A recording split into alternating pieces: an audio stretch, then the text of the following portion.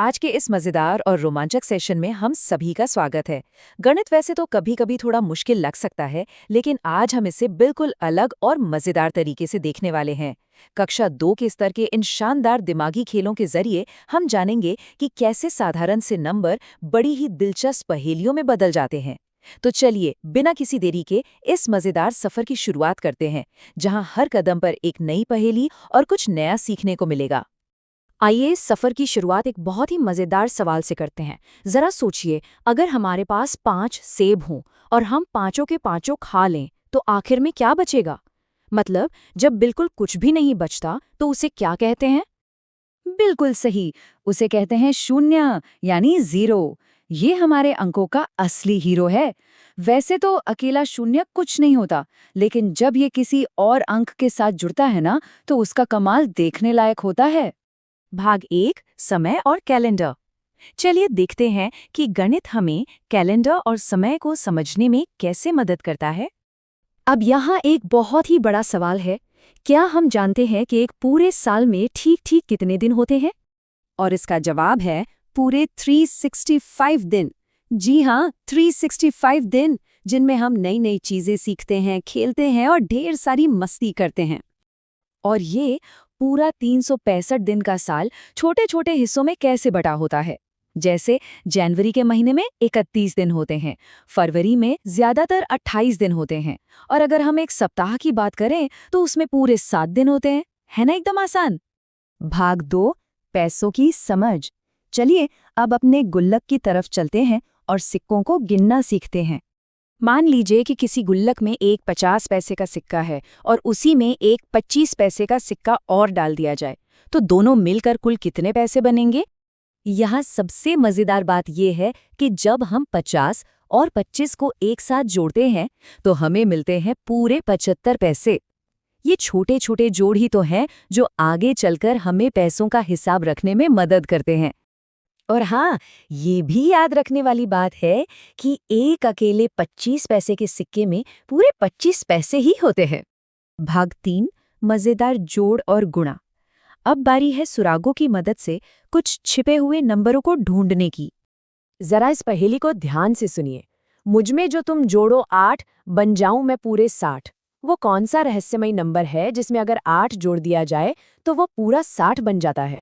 इस तरह के सवालों को हम उल्टे तरीके से भी हल कर सकते हैं। अगर हम 60 में से 8 को घटा दें तो हमारा छिपा हुआ नंबर सामने आ जाएगा, और वो नंबर है 52। 60 में से 8 गए, बचे 52। चलिए अब पहाड़ों की तरफ बढ़ते हैं। अगली पहेली है 6 का पहाड़ा 7 बार। इसका सीधा सा मतलब है कि हमें 6 का गुणा 7 से करना है। और जब हम 6 का पहाड़ा 7 बार पढ़ते हैं तो हम एकदम सटीक तरीके से 42 पर पहुंच जाते हैं। आइए अब फटाफट कुछ और मजेदार सवालों को देखते हैं। 1 दर्जन का मतलब होता है 12, तो 2 दर्जन और 3 अधिक कितने हुए? 24 में 3 जोड़े तो हुए 27। ऐसे ही 20 और 2 मिलकर 22 होते हैं। 100 का आधा 50 होता है, और 200 में से 36 कम करें तो 164 बचेंगे। एकदम तेज और मजेदार है ना? भाग 4, संख्याओं का जादू। आइए अब स्थानीय मान यानी प्लेस वैल्यू के असली जादू को खोलते हैं। कभी कभी पहेली का मतलब सिर्फ शब्दों को अंकों में लिखना होता है। जैसे अगर लिखा हो 420, तो हम इसे नंबरों में कैसे लिखेंगे? सीधा सा जवाब है 420। अब यह पहेली थोड़ी सी ट्रिकी है। हमें 3 अंकों की एक संख्या खोजनी है। सुराग ये है कि इसका दूसरा अंक 2 का दुगना है और तीसरा अंक दूसरे वाले का दुगना है। सुनने में थोड़ा उलझा हुआ लग रहा है।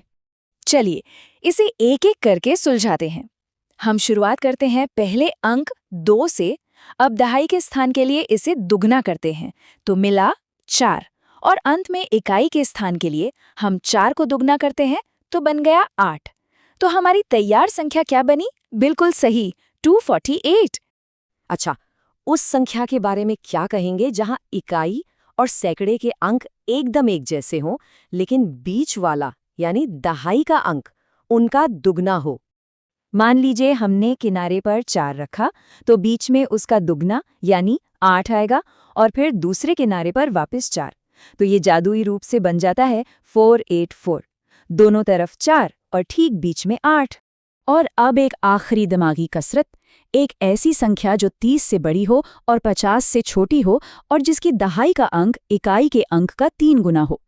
30 और 50 के बीच की संख्याओं को देखने पर पता चलता है कि संख्या 31 इस शर्त को पूरी तरह से मानती है, क्योंकि दहाई पर जो 3 है वो इकाई के 1 का ठीक 3 गुना है। आज के इस एक्सप्लेनर के खत्म होने पर ये याद रखना मजेदार होगा कि हम माचिस की तीलियों का इस्तेमाल करके भी ऐसे कई नंबर और आकृतियां बना सकते हैं।